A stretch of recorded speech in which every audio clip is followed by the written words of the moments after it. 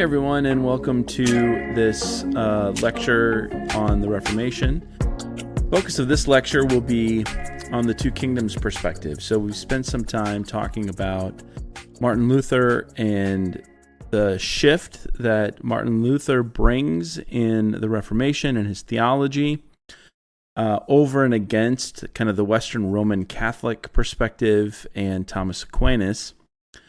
And what I want to talk a little bit about right now is what Luther brings to the table as far as the two kingdoms perspective. So one of the ways to think about this is in the medieval period, Aristotle had what was called a hierarchy of being.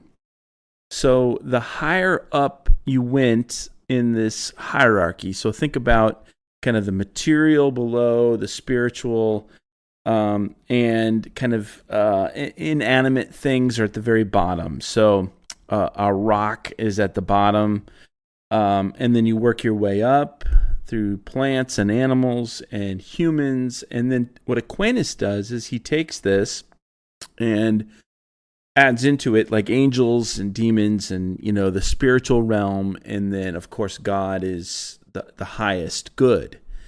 But it's a vertical kind of hierarchy, if you will. What's interesting about this is when it comes to the relationship between the church and the rest of the world, as we think about the realm of spirituality and Christian faith and the sacraments, this was all a part of the church.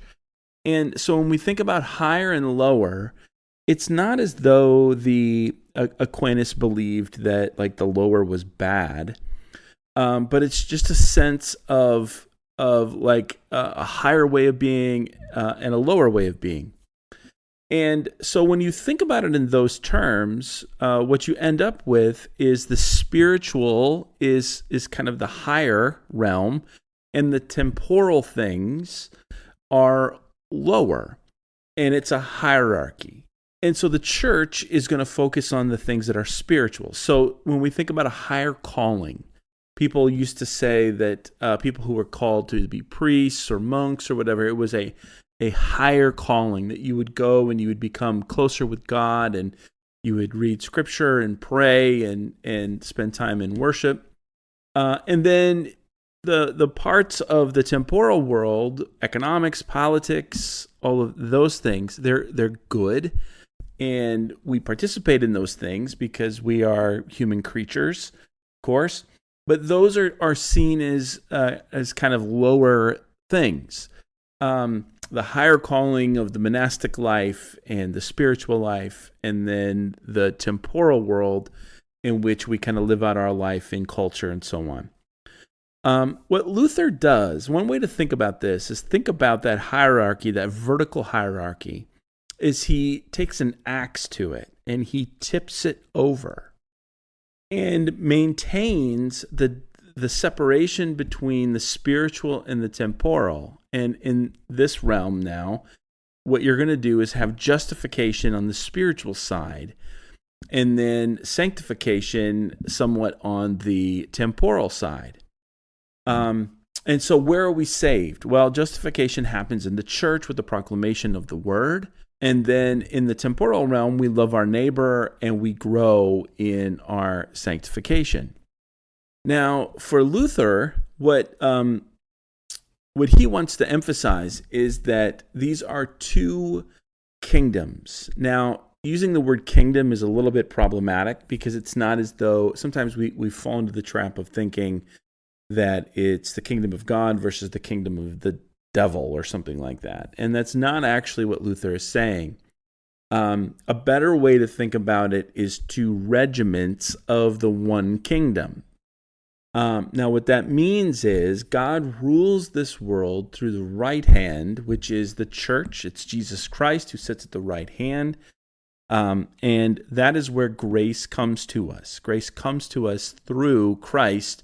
And where does that happen? In the church, in the preaching of the word and the sacraments, which are signs and seals of that word that is proclaimed. And so justification takes place on this right side where Christ is ruling through the church. And then on the temporal side, he would say God rules through his left hand. And this is the realm of the state, of politics, of culture. And Luther was tended to be culturally, socially conservative. And so he believed that the purpose and role of the state, if we can talk about it in those terms, was to restrain evil and to create a space in which then the church could exist and proclaim, the preaching of the word could take place and the preaching of the word could happen. And for Luther, there's a hard separation between these two realms, the spiritual and the temporal. And so what the two kingdoms or the two regiments perspective wants to emphasize is that we live as citizens of both of these regiments. We are at once people of faith living as part of the Christian community in the church on the right-hand side where we are saved through justification. But then we also go and we live in the temporal side. And Luther was adamant that people live out their life in vocation, and that vocation was the place where you would love your neighbor, that was the focal point. And that is where things like justice and mercy and so on would come in. But for Luther, he is not going to believe that the role of the Christian is to necessarily transform society. What he believes is we are transformed within the spiritual realm, which is the church, and then we go out and we live our life within the temporal, and we live it out by loving our neighbor and being part of families, participating in the cultural and institutional life of the world in the way that God has called us to live. And these two different realms really function differently. So for Luther, the Sermon on the Mount applies to the spiritual realm, to the church, where we're to love our neighbor, pray for those who persecute us, turn the other cheek, and so on.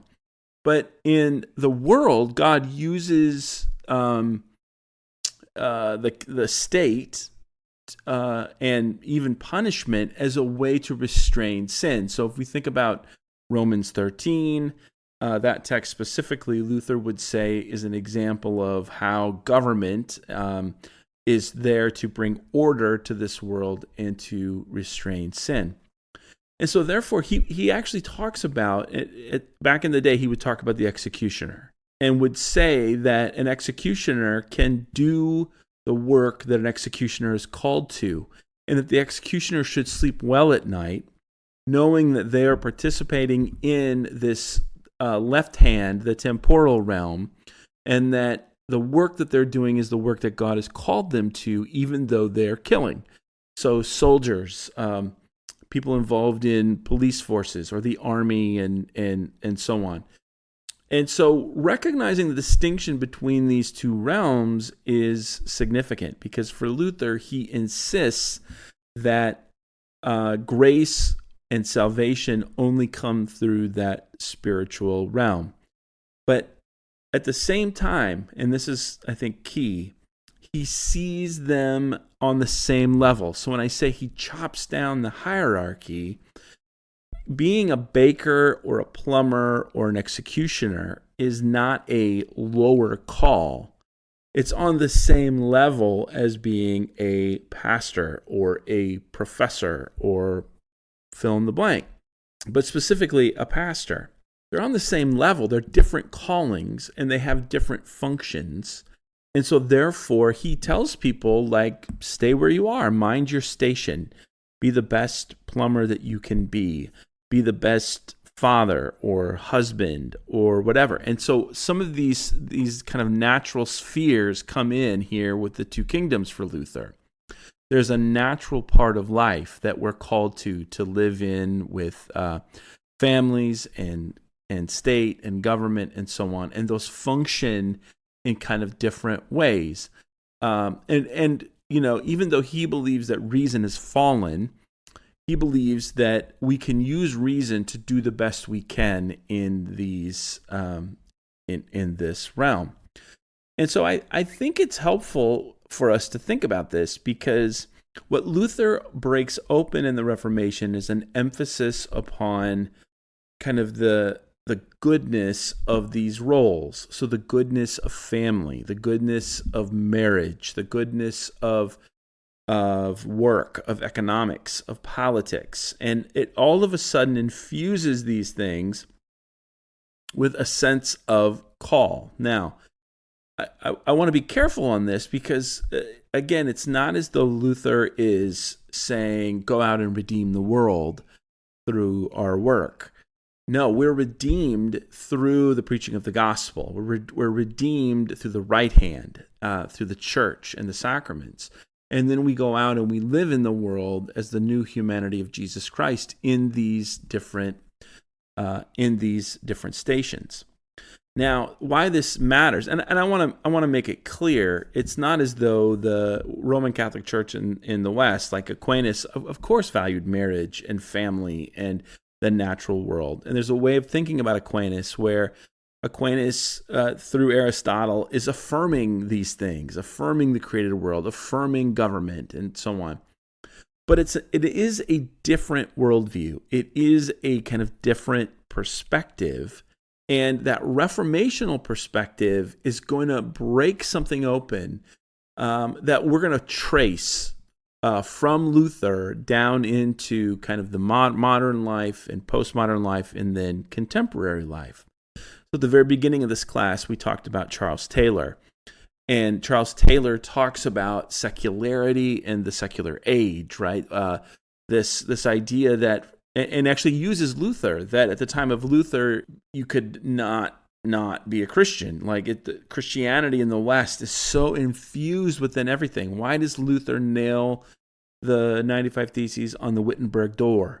Because the church is the center of life. What Charles Taylor is arguing is that Luther breaks this open a little bit. And even though he puts much emphasis upon the church and the role of the church and the preaching of the word and so on is primary, it is fundamental to being a Christian, now all of a sudden it opens up this other side of the temporal life. And what's going to happen as we move on from Luther is there's going to be a development of that side of things. Like, what does it mean now to be a Christian and to live within the temporal life? So when we think about I always tell my students that most of the students that come to the college are not theology majors. They're not going to study ministry. We're not a Bible college.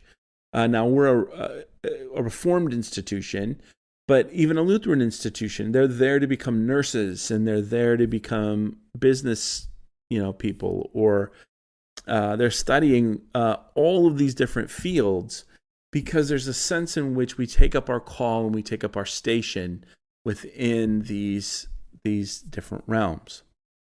Now, again, I want to come back and emphasize that for Luther, there's a hard line that gets drawn here between these things. And Luther would not, he's conservative, culturally conservative.